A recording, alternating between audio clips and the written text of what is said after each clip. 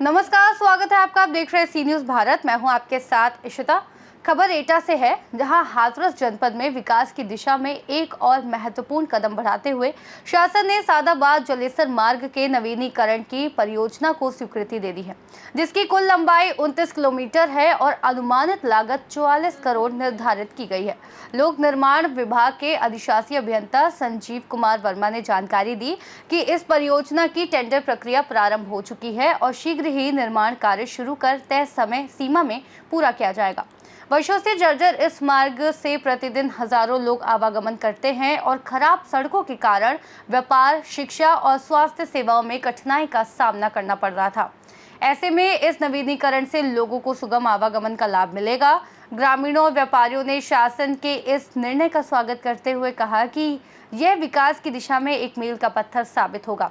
वहीं ये मार्ग न केवल मथुरा और हाथरस को जोड़ता है, बल्कि एटा समेत आसपास के जिलों की कनेक्टिविटी को भी मजबूती प्रदान करेगा।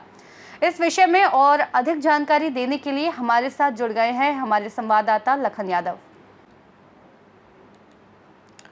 लखन, सबसे पहले आप हमें ये बताइए कि कुल 29 किलोमीटर के इस मार्ग के नवीनीकरण में किन किन तकनीकी सुधारों को शामिल किया जाएगा?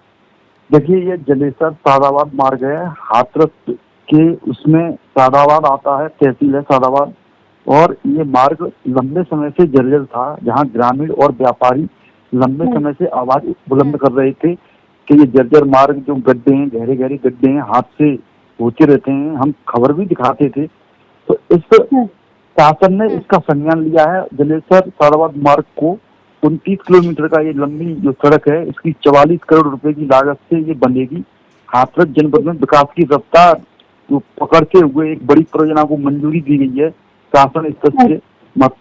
ये मार्ग जो है मथुरा और एटा मार्ग है वैसे, लेकिन 29 किलोमीटर का ये टुकड़ा क्षतिग्रस्त था, जर्जर था बुरी तरह। हादसे होते रहते थे। लेकिन ये बताइए, क्या इस परियोजना में सड़क जैसी चौड़ाई, सुरक्षा उपाय और ड्रेनेज जैसी सुविधाओं का विस्तार किया जाएगा? जी, सड़क का चौड़ीकरण हो रहा है। लोक निर्माण विभाग के अधिशासी अभियंता संजीव कुमार ने बताया है, परियोजना की टेंडर प्रक्रिया शुरू कर दी गई है। जल्द ही नवरात्र में इसका निर्माण कार्य प्रारंभ हो जाएगा तय समय सीमा से। अभी बारिश का मौसम है, कार्य प्रगति पे है उनका। जो लंबे समय से इसकी मांग थी, हजारों लोग रोजाना गुजरते थे इस सड़क से। दिल्ली और आगरा के लिए भी यहाँ से ट्रेनें मिलती थी, वो भी लोग परेशान थे। टूटी सड़क और गहरे गड्ढों से अब निजात मिलने वाली है, सड़कें चौड़ी होने वाली हैं। जी, ये बताइए कि इस परियोजना का अनुमानित पूरा होने का समय क्या है? मतलब कब तक ये बन के पूरी हो जाएगी? कुछ आइडिया है इसका? ये उन्होंने अधिकारियों ने बताया है, ये दीपावली के बाद बन के तैयार हो जाएगी। काम तो शुरू हो गया है, काम शुरू हो गया है और अभी बारिश का मौसम है, तो बारिश बंद होते ही चौड़ीकरण भी हो गया है इसका। लेकिन जो डाबर इस पर जो पड़ेगी, सड़क जो पक्की होगी, तो वो कार्य नवरात्र में शुरू हो जाएगा। ठीक है। ये बताइए कि ये टेंडर प्रक्रिया में किन किन चरणों से गुजरना होगा और मतलब कितने समय में ठेकेदार का चयन हो पाएगा? टेंडर पर प्रक्रिया उनकी हो गई है। लोक निर्माण विभाग से अधिशासी अभियंता ने ये इसकी कुल लंबाई 29 किलोमीटर है, अनुमानित लागत 44 करोड़ है। लोक निर्माण विभाग से किया गया है। टेंडर प्रक्रिया उनकी पूरी कर ली गई है। जी, ये बताइए कि ये निर्माण कार्य के दौरान सड़क बंद रहेगी या आंशिक रूप से खुली रहेगी? सवाल दोबारा दोहराइए ना। मैंने आपसे ये पूछा कि ये निर्माण कार्य के दौरान सड़क बंद रहेगी या फिर खुली रहेगी? निर्माण कार्य के दौरान सड़क ये बनेगी, अच्छी तरह बनेगी, चौड़ीकरण होगा इसका, आवागमन अच्छा होगा लोगों का। अभी तो जो जर्जर हालात में, अभी तो निकलना भी दुश्वार है, बारिश का समय है। लेकिन जब जैसे ही बारिश बंद होती है नवरात्र में, कार्य प्रारंभ हो जाएगा इस पर और जल्द ही लागत पड़ने वाली है। मैंने आपसे सवाल किया था कि जो सड़क है वो खुली रहेगी या आंशिक रूप से बंद रहेगी? सड़क खुली रहेगी, सड़क ये चौड़ीकरण होकर खुली रहेगी। जी, ये 44 करोड़ की अनुमानित लागत किस प्रकार के कार्यों में खर्च होगी, इसका कुछ अंदाजा है आपको? जी मैम, डबल डोर।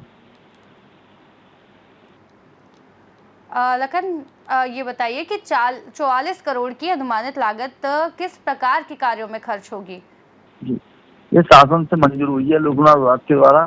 शासन ने ही संज्ञान लिया है इसका। ये खबरें प्रकाशित हुई थी मीडिया में, और व्यापारी और आमजन लंबे समय से इसकी मांग कर रहे थे। हम्म।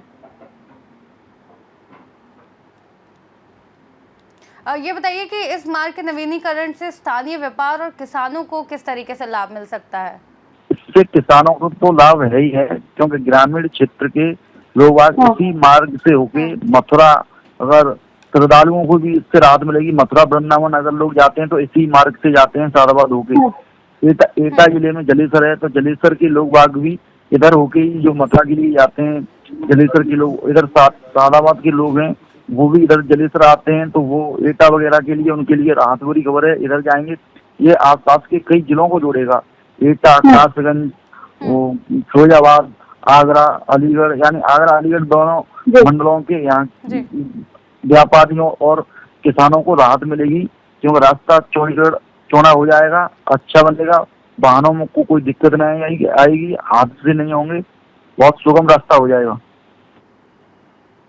ठीक है। लेकिन मेरा आखिरी सवाल आपसे ये है कि क्या ये परियोजना में आवागमन के दौरान लोगों की सुविधा को ध्यान में रखते हुए अस्थायी रास्तों की कोई व्यवस्था की जाएगी? क्योंकि सड़क निर्माण के कारण हो सकता है कि रास्ते बंद कर दिए जाएं, तो आवागमन में तो काफी दिक्कतों का सामना करना पड़ सकता है लोगों को। नहीं, रास्ता चलता रहेगा। एक साइड की जो निर्माण कार्य शुरू होगा तो एक साइड पूरा वो चलेगा उनका, और एक साइड से वाहन आवागमन सुचारू रहेगा।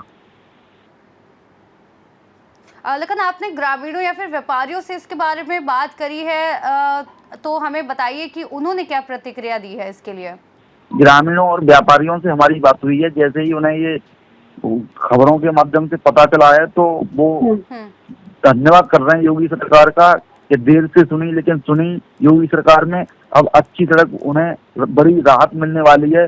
पिछली जब बसपा सरकार थी तब ये सड़क बनी थी, बसपा के बाद न तो सपा में इसका विकास हुआ। एक बार योगी सरकार वन में भी नहीं है, योगी सरकार दोबारा जब आई है, अब लंबे समय में इसका विकास होने जा रहा है। तो तारीफों के पुल बांध रहे हैं ग्रामीण और व्यापारी। बहुत बहुत शुक्रिया लखन, हमारे साथ जुड़ने के लिए धन्यवाद आपका। सादाबाद जलेसर मार्ग के नवीनीकरण को मिली स्वीकृति से क्षेत्रीय विकास को नई गति मिलने की उम्मीद है, और ये परियोजना आने वाले वर्षों में लोगों की जिंदगी को प्रत्यक्ष रूप से प्रभावित करेगी। इस खास रिपोर्ट में फिलहाल इतना ही। देश और दुनिया की तमाम बड़ी जानकारियों के लिए देखते रहिए सी न्यूज़ भारत।